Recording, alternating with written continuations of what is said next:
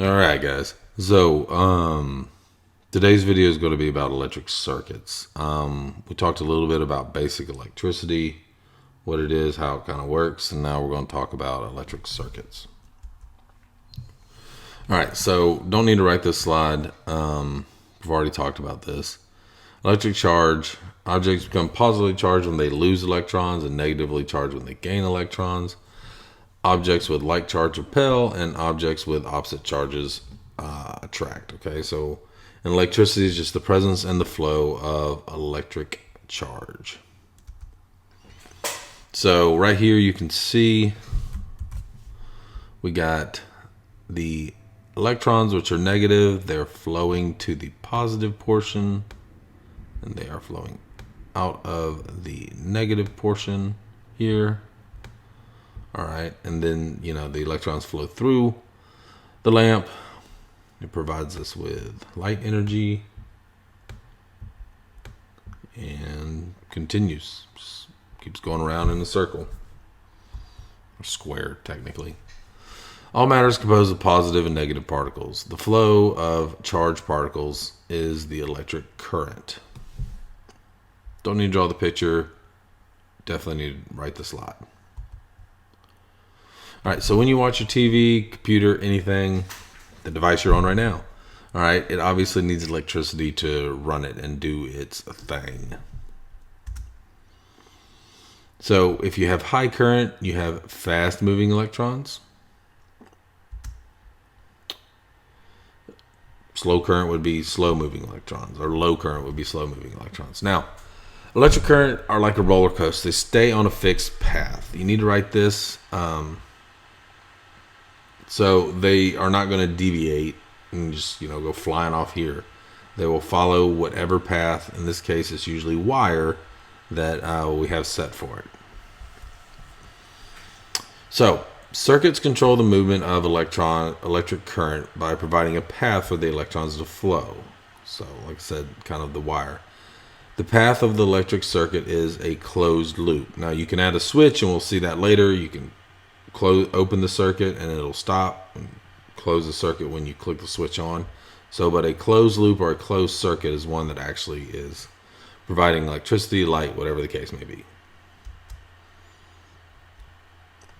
Electric circuit allows electrons to flow from the negative pole, like we just talked about, all right, to the positive pole. So we're going to flow from here where we have an abundance of negative, aka electrons. Going to flow through, going to go through the load or the light. We'll talk about that in a minute. And then it's going to flow through and go to the positive. And these just going to continue to run. Now, when your battery runs out, that means this side is out of, is no longer charged or doesn't have any, we're just kind of run out of negative particles, okay, electrons. So, all electric circuits need three basic parts. An energy source, which in this case is our, battery. The object, something for the current to flow through, so flow here. And then you need the load, aka what's going to use that electrical energy. The wire flowing from the load to the positive. So you can see it's closed. We have a closed circuit. Start at a negative, flow from it to our load, back to our positive section. So some examples: a battery, duh, we've seen those a lot. Here you have a turbine. This would be water power. So what happens here is the water boils, steam goes up, turns the turbine, water goes down after it cools. But in turning that turbine, we produce kinetic energy, rotation, which turns it into electrical energy in the electrical generator. Some examples of load, which aka the thing that the electricity is going to, that we're trying to get going. Light bulb, computer, fan, toaster, car, whatever the case may be. All right, Sometimes a circuit can contain a switch. This is used to open a closed circuit. So once again, like your light switches in the house. Okay. When we switch it on, the circuit is closed and works. When it is off, the circuit is, or when we switch it to on, the circuit is closed and the electricity flows. Off, the circuit is open and no electricity flows. All right, a lot to write, but we need to write it. Electrons flow from the negative to the positive. We've talked about this, we just haven't written it down. Therefore, a complete circuit must have the wires that connect to the negative pole of the energy source to the positive poles of the energy source. So, start here, end here, okay? The circuit is established when there is a continuous path for the electricity to travel from one end of the energy source to the other. So even if you just had a wire going from here to here, all right, you would still have energy flow, but you wouldn't have a load or the light it would not, it wouldn't be there, so it wouldn't light up. So what we do is we run wires from one end, clip it to the light, run it to the positive. So we talked about an open and a closed circuit. So since it's open, nothing is flowing. Closed circuit, the electricity is flowing. All right, so two different types of circuits. And we've seen this in our labs, but we're going to talk a little bit more about it in depth. So in a series circuit, there's only one path for the electricity to flow. Okay, so if I cut it right here, not only this light, but this light goes out as well. Okay, so if there's just one path for the energy to flow, when you cut one thing, everything else goes cattywampus too. So all the load in the series share the same current. If there's a break, the flow will stop and everything will go out. Now, this would be absolutely crazy if our house was just created in a series of circuits. It's only in series.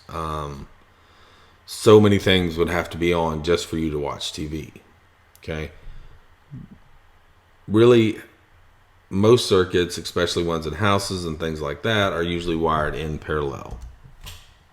So in a parallel circuit, there are more than one path for the electricity to flow. So if I were to cut this one, electricity should still flow to this one. Okay? So, let's go from the negative. So if we go here and I cut it right here, this light's not going to go out. The electricity is still going to flow there and flow there to flow there. Okay? So most everything in your house is done in a parallel. That way this light does not have to be dependent on this light. So the electric current is current branches, so electricity flows through each path. So like I said, from the negative, usually we're going through here, here, here. All right, so if I cut this one, only this one goes out. These guys will still be fine. So once again, you can see the electricity splits right here. Goes to here, but this one obviously it does not. So